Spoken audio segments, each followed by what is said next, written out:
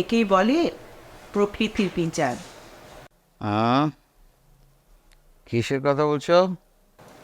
এই যে খায়রুল, আপনার ছেলে, আপনার অমতে সে তার নিজের পছন্দের মেয়েকে বিয়ে করে আনলো। পারলেন কিছু করতে?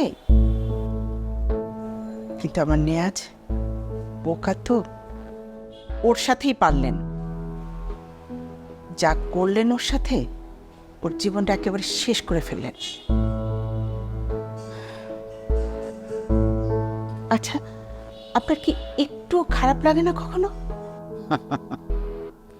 কি বলো তুমি? খায়রুল যাকে বিয়ে করেছে ওটা কি রাস্তার মেয়ে নাকি? হ্যাঁ, ওর বাপের একটা পরিচয় আছে, শহরে একটা বাড়ি আছে। নীলিমার বাপের কি আছে? 2টা গরু আছে, 4টা ছাগল আছে, 3টা ভেড়া আছে, 10টা মোরগ আছে, 6টা হাঁস আছে, 8% জমি আছে, আর একটা কুত্তা আছে, তার নামই আব্বা। কুত্তার নামের সঙ্গে তো আপনার নামের অনেক মিল। শোনো শোনো, বদমাসটা কি বলে শোনো। আমার তো শুনছে আব্বা, আমার তো কানে ডিস্টার্ব নাই, কানে ডিস্টার্ব বুড়ির। এক কথা 3-4 বার কইতে হয়। এই ছেলের বিয়ে দিতে চাও তুমি? হ্যাঁ, দিতে যাবো না কেন? আমার বিয়ের বয়স হয়েছে, বিয়ে করা ফরজ, এবং এই ফরজ আমার বাবা আদায় করছে, আমার দাদা আদায় করছে, আমি আদায় করবো, তাই না মা? হ্যাঁ, আদায় তো করবি, কিন্তু বাবার সাথে যদি তুই এইভাবে কথা বলিস, তাহলে তোকে কেউ বউ দিবে? বাবা মার সাথে ভালো ব্যবহার করা লাগে। হ্যাঁ, তুমি অনেক বোকা, তুমি কিচ্ছু জানো না। আব্বা মাঝে মাঝে তার মার সঙ্গে খুব খারাপ ব্যবহার করে, তো সে বউ পাইছে না। আর আমি তো আব্বার মতো এত খারাপ না, অনেক দিকেই তো আব্বার চেয়ে ভালো। আব্বা সরকারি জিনিসপত্র চুরি করে, আমি করি? তাই আব্বা? তাহলে সত্যি করে বলো। সত্যি করে বলো, এই ছেলে আমার কিনা? আমার সন্দেহ হচ্ছে এই ছেলে আমার না। আব্বা আমারও সন্দেহ হয়, তোমার সঙ্গে আমার তো কোনো মিলই নাই, কোনো দিক দিয়ে মিল নাই। তাছাড়া আমাকে বংশে তো চোর থাকার কথা না, কথা। আমি এই নিয়ে আর কোনো কথাই বলতে চাই না। না না, এটা ইম্পর্টেন্ট বিষয়, এটা নিয়ে কথা বলতে হবে না। হ্যাঁ, একটা চোর আমাদের বংশে এন্ট্রি নিল, মানে আব্বার কথা বলতেছি, কিভাবে এন্ট্রি নিল? আমি বোনেরা জিজ্ঞেস করছি, তো বোনে কয় আমার মনে নাই। আরে বাবা, তোমার ছেলে দুনিয়াতে আসলে জিনিসটা তুমি মনে রাখবা না, একটা ইম্পর্টেন্ট ব্যাপার। শালা, ওকে যেতে বলো।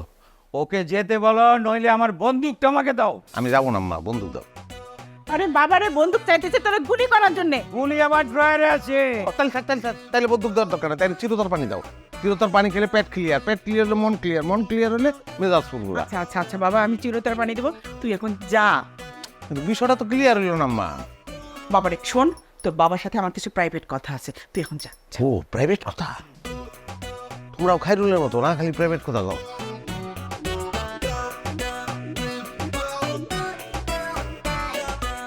আচ্ছা, ছেলের সামনে এসব অপকর্ম না করলে চলে না? তাহলে তো ছেলে দেখেও না কিছু, আর আপনাকেও কিছু বলে না।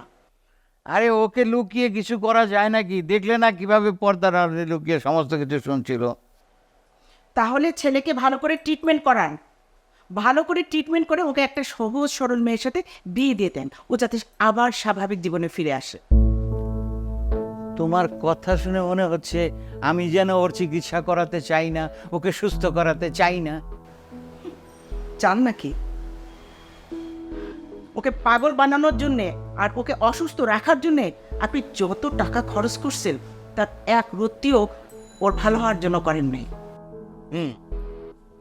বললো একটা কথা, আমি ওকে পাগল করেছি। ব্যাস, বলে দিল। বাহ, কি সুন্দর, বাপ ছেলেকে পাগল করেছে। বাহ, হ্যাঁ।